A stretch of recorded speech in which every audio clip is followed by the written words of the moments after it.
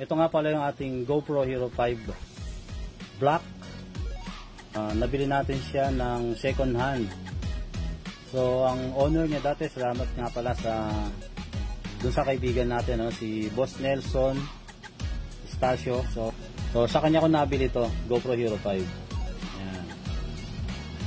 Tapos ngayon, syempre kailangan pagka umuulan, masarap din kasi minsan kumuha ng video kapag umuulan. Pero syempre kailangan ng casing, yung pang waterproof ano. So meron tayong nabili sa Lazada. So ito yon, i-unbox natin siya ngayon. Yan. So titingnan natin, sana okay yung laman.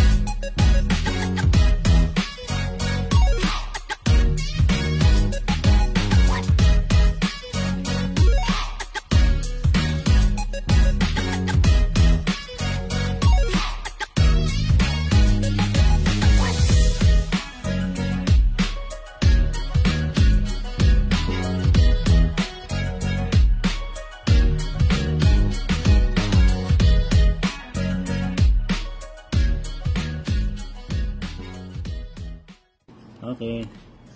So yun lang guys. Mukhang goods naman. Sulit.